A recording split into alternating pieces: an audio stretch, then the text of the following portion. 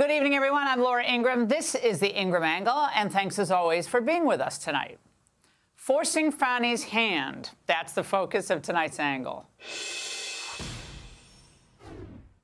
Today, Fani Willis lost her special prosecutor, her credibility, and any hope for a political future.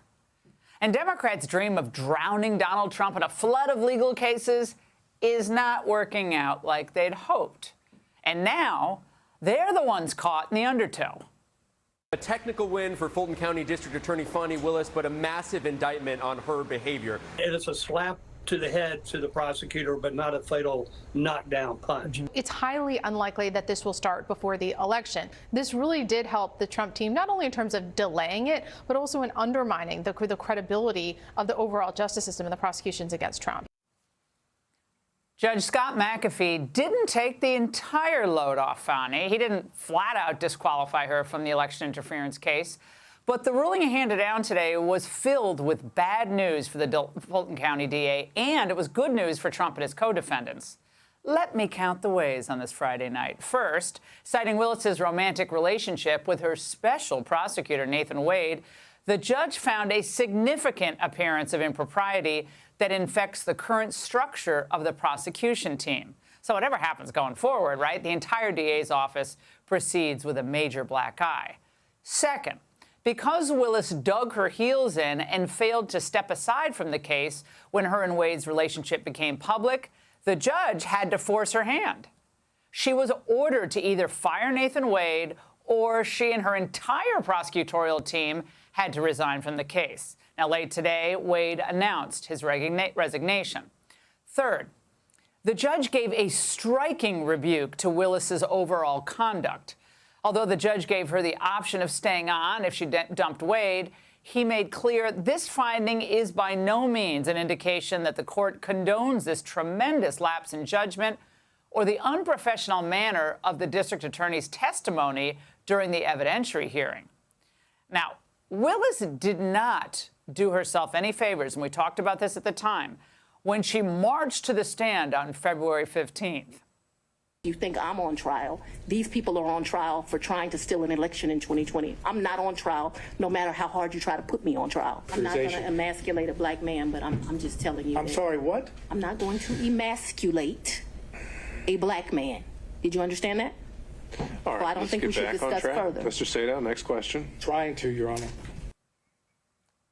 The judge may have been overly patient with Willis during the hearing, but he was obviously saving his words for his opinion. He's had it with her grandstanding.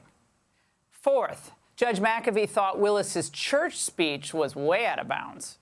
I appointed 3 special counsel, as is my right to do, paid them all the same hourly rate. They only attacked one. I hired one black man, another superstar, a great friend, and a great lawyer.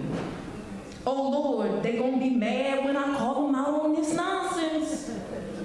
First thing they say, oh, she gonna play the race card now.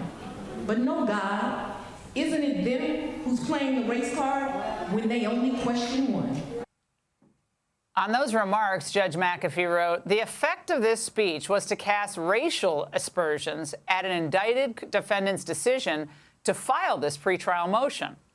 And although the judge didn't conclude that the speech actually denied defendants' right to a fair trial, he described it as legally improper. A DA with basic common sense and respect for ethics would never have given that speech. Fifth, the judge opened the door to granting a gag order against Willis in this case. This is my favorite. He warned the DA not to wade further into the dangerous waters that she created.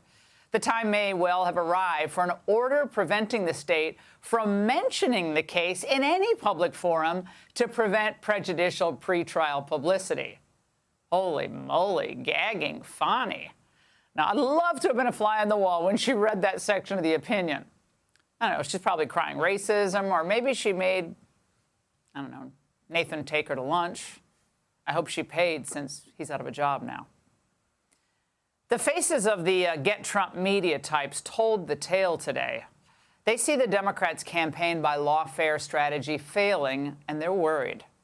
He's used it to his advantage. As you know, his polling has gone up with every court appearance. We saw he was in Florida in court when he didn't even need to be just yesterday. So now this is more help for him in this political campaign.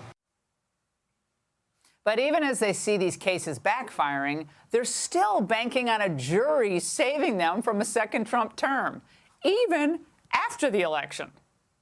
This case, if it goes to trial, will be on television every day. It's the only one that will. That is different in this as well. And it's also one, should he become president, that he cannot do anything about, because it's a state case. If there is any sort of a conviction, if a jury actually convicts him in one of these cases ongoing here, if that could somehow shift public opinion in some way, but the longer these trials get delayed, the less likely it seems that there would be an end in one of these cases before the election takes place.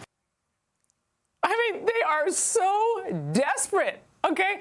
All this goes to show that the Democrats still have no real agenda to run on. They certainly have no track record of success to boast about. All they can do is hope to be saved by a Trump conviction, even if he becomes president. It's unbelievable.